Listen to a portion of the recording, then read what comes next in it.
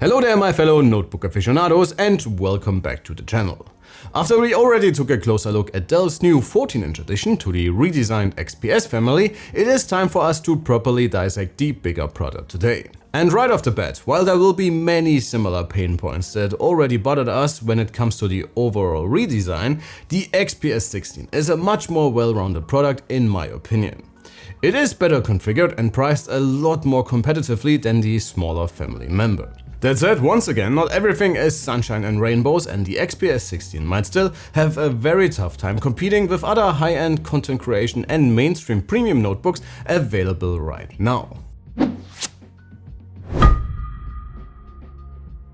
Our review unit comes with a well-rounded spec sheet with Team Blue's Core Ultra 7 and Nvidia's RTX 4070 beating at its heart. And while the XPS 14 was severely limited with its 30 watts RTX 4050, the bigger brother brings things up to 60 watts for the GPU, which is already a lot better, even though it's not really great if you look at competing products like the ROG G16 or the Lenovo Yoga 9i we just reviewed, which can feed up to 100 watts to their respective GPUs. Alongside the core components, Dell adds 32 gigs of super fast but soldered memory, a 1TB SSD and a 4K OLED refreshing at 90 Hz. Since we already spent some time talking about the new chassis during our XPS 14 review, I will just give you the general gist of it.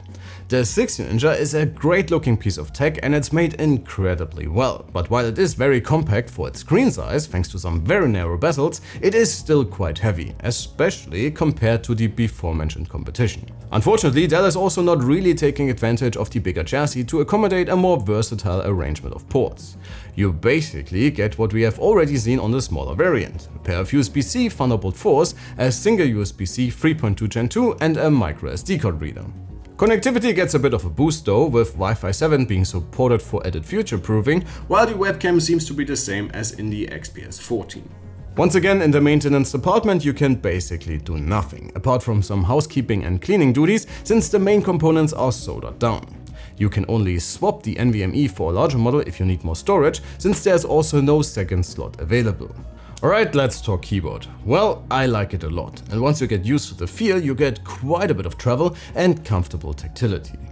The function row is again a very subjective thing with the capacitive touch buttons, and I think we will see how well they actually sell with the next generation if Dell sticks to this particular design decision. The invisible haptic touchpad works great, and again I really like how clean it looks, especially since it does come without any usability sacrifices. The high-res OLED from our sample, which is an available upgrade option, offers typical eye candy which is common to the self-emitting display tech.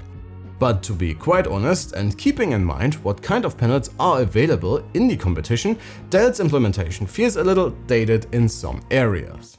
While the higher resolution is great for video and photo editing, and Dell caters to this target demographic quite well with additional color presets, competing panels, for example in the Galaxy Book 4s we just recently reviewed, do get quite a bit brighter, offer faster refresh rates, and come without that visible graininess from the touch layer.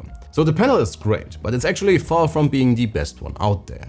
Alright folks, with that out of the way, let's talk performance. To give you guys a general overview of the power levels for the available performance modes, we did some initial testing as always, and since fan noise is comparable between optimized and performance this time around, we decided to do our testing in Dell's ultra performance setting. In our combined CPU rating, the Dell offers pretty average numbers for the Core Ultra 7, and depending on your use case, you should hardly run into trouble with not having enough pure CPU grunt. On the other hand, you should also not expect any surprises, since performance in this sort of mainstream CPU class has been pretty stagnant over the past year. Our system performance test paints pretty much the same picture, and even subjectively speaking, we did not encounter any problems with the XPS. And it is a great overall companion for any form of entertainment, be it games, shows or movies, general productivity and more mainstream workstation tasks like photo or video editing. Especially photo editing is actually quite a bit of fun on the XPS, thanks to the higher res OLED and great color reproduction. So if you want a clean notebook for your photography or retouching needs, you might want to put this puppy on your shortlist. When it comes to the GPU side of things, you have to manage your expectations, what even an RTX 4070 can do with just 60 watts. And as a result of the lower than average power levels, our synthetic results do fall behind of competing notebooks with the same GPU, and are more in line with faster RTX 4060s, for example. Our gaming rating paints a similar picture, even though our numbers are a lot closer to each other, and actually the XPS comes very close to the G16, which is much more a dedicated gamer than this one. So the sleek notebook is still a great companion for some after-work gaming sessions, especially if you are into story games and in combination with the OLED. While the 4070 will of course not be able to render anything in the display's native resolution, QHD is a great fit. In Horizon, for example, you can relatively easily get beyond 60 FPS if you take advantage of DLSS and frame generation. Before we continue with our regular content, let's hear a quick word from our sponsor. Our German retail partner Notebooksbilliger and Nvidia want to ensure you get the right notebook for the job, and Team Green's Studio Validation is your perfect indicator that the laptop you are shopping for can adequately handle all of your content creation needs. Not only do you get a wide variety of different form factors to fit your lifestyle, but across the entirety of Nvidia's lineup, the efficient Ada mobile silicon is combined with the latest CPUs, high quality chassis and wide color gamut displays. AI is of course everywhere in 2023, but while others are still playing catch up, Nvidia's GPUs can speed up your workflows today.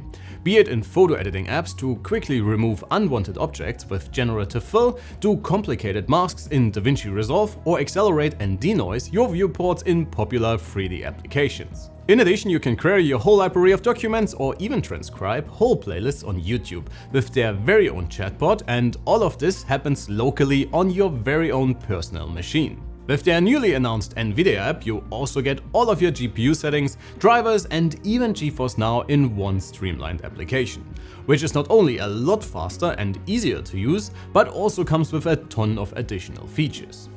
If you want to find out more, make sure to follow the links in the description below, and if you are going to get shopping right away, check out Notebooksbilliger's selection of available studio notebooks. And now back to our regular content. When it comes to fan noise, we get pretty much the same experience as with the smaller 14-incher, despite the bigger model betting on a vapor chamber. So in low load scenarios, the XPS is exceptionally quiet, but it does get quite noisy when really pushing it. Please enjoy our noise samples to get a more subjective impression, and as always you can find our detailed measurements and much more additional info to stress test and temperature results and things like power draw in our written review on the website.